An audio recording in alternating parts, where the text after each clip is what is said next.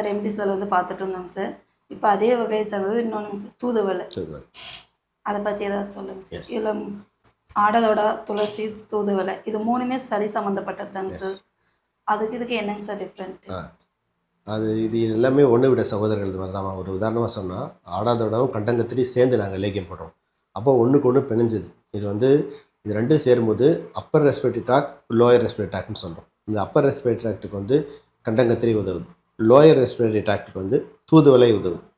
அப்போ ரெண்டையும் சேரும்போது 2 கம்ப்ளைண்ட்டும் சில பேருக்கு சேர்ந்துருக்கும். ஜென்ரலாக அலர்ஜிக் பிராங்கைட்டிஸ்ன்னு சொல்லும் போது அவனுக்கு கம்ப்ளீட்டாக மேலவும் இருக்கும், கீழேயும் மேல் பகுதின்றது மூக்கோட சரி, மூக்கிலேருந்து கீழே நுரையீரலுடைய அடிப்பாகிறது வரை அது ஒரு லோயர் ரெஸ்பிரேட்டரி ட்ராக்ட். இப்போ கண்டங்கத்திரியும் தூதுவளையும் நம்ம மிக்ஸ் பண்ணி கொடுக்கும் பொழுது இந்த upper respiratory tract, lower respiratory tract ரெண்டுத்துக்குமே வந்து நிவாரணம் கிடைக்குது.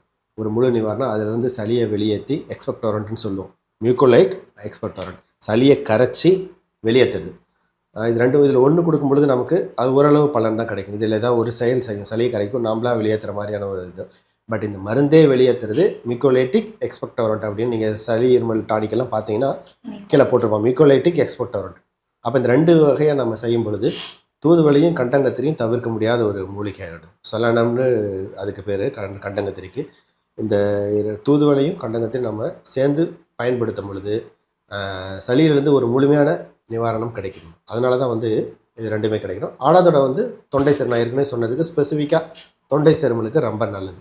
ஸோ தொண்டைக்கு ஆடாதோட, மேலே இதுக்கு கண்டங்கத்திரி, கீழே லோயர் ரெஸ்பிரேட்டரி ட்ராக்ட்டுக்கு தூதுவளை. இது எல்லாமே நம்ம சரி பண்ணும்போது இது 3 சேரும் பொழுது அட்டகாசமான நமக்கு ரிசல்ட் கொடுத்துருது. இப்போ நான் என்கிட்ட வர பேஷண்ட்ஸுக்கு ஆடாதோட மாத்திரை எழுதுவேன், தூதுவளை லேகியம் எழுதுவேன், தூதுவளையிலே கண்டங்கத்திரி வந்துடுது. ஒரு ஜென்ரலான காமனான தாலிசப்பத்திரின்னு ஒரு மூலிகை இருக்குது, அதனுடைய பொடி எழுதுவேன்.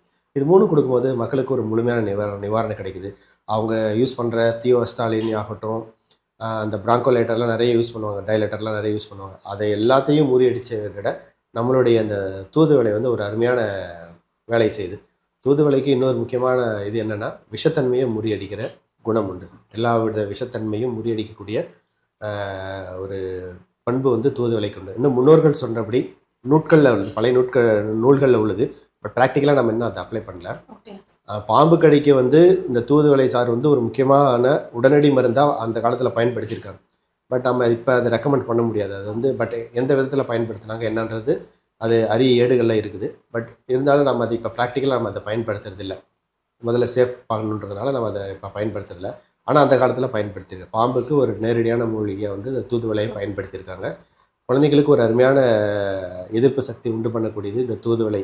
அதை நம்ம ஏற்கனவே சொன்ன மாதிரி அது உணவுப் பொருளாக மாற்றி நீங்கள் தூதுவளை சட்னியோ ரசமாவோ கொடுக்கும் பொழுது அது உடலில் சேர்ந்து நல்ல ஒரு நரம்புக்கு உண்டான விஷயங்களுக்கும் அல்லது லங்ஸுக்கு உண்டான நல்ல விஷயங்களுக்கும் இது வந்து பயன்படுது. இன்னும் சொல்லப்போனால் ஒரு ஆண்மை குறைவுக்கு இது வந்து ரொம்ப தூதுவளை வந்து, ஏன்னா ஆண்மை குறைவுக்கு அதிக சூடு ஆபத்து, குறைந்த வெப்பநிலை ஆபத்து. இந்த வெப்பநிலை சில பேருக்கு அந்த குறைந்த வெப்பநிலை அவங்களுக்கு அந்த எழுச்சி இருக்கவே இருக்காது.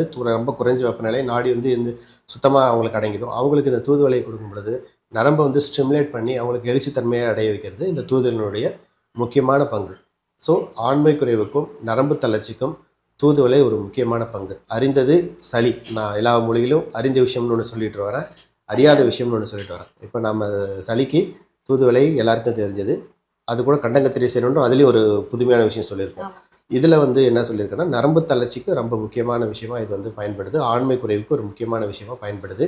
விஷத்தன்மையை முறியடிக்கக்கூடிய விஷயமா இது வந்து பயன்படுது. ஆமாம், தூதுவளை கூட மெழுகு சேர்த்து நம்ம கொடுக்கும் பொழுது இன்னும் ஆன்டிடோட்டாக ரொம்ப சிறப்பாக செயல்படக்கூடிய மூலிகை வந்து தூதுவளை. ரொம்ப நன்றிங்கம்மா.